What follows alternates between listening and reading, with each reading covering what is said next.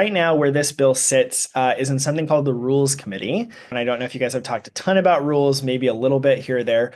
But it is essentially, think of it like one of the last filters before a bill gets to the House or Senate floor to be passed. So, you get through the first committee where they focus on the policy, you get through the second committee where they focus on how expensive your bill is.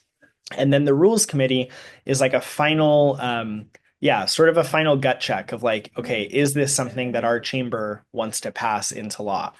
The Rules Committee can be pretty finicky. Just as a reminder for how it works, they usually go around in a circle with legislators, and every legislator on the committee gets either one or two opportunities to pull a bill. That can look a couple different ways. Sometimes they have to pull it twice. So they move it from essentially like, here's a list of our bills we just got today. Then they move it to sort of like a second round of review.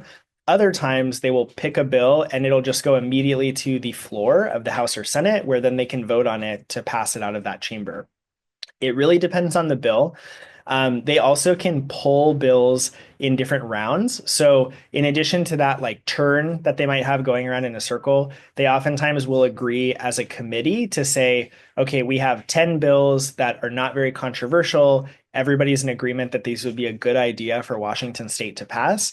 And they can pull all of those bills together, like you just by unanimous choice. And so, again, there's a couple different strategies for how bills come out of that committee.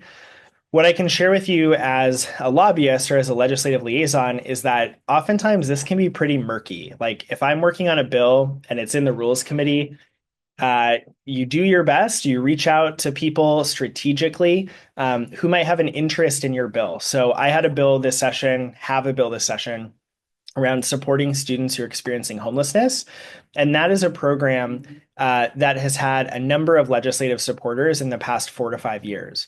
So when we were trying to get that bill out of the Rules Committee, I looked at the committee membership. I identified 2 or 3 members on the committee who had voted for bills in support of this program in previous legislative sessions, and then specifically reached out to them because I knew that they'd have an interest in seeing this legislation move forward. And so as you guys think about, potentially doing more outreach to the legislature on bills that you're tracking, you could always take a look at this list of legislators and say, okay, it looks like 2 of them sit on the Rules Committee. They probably have an interest in seeing a bill that they are out here supporting move forward. And so they would probably be a better idea to target to move that bill to the next step of the legislative process.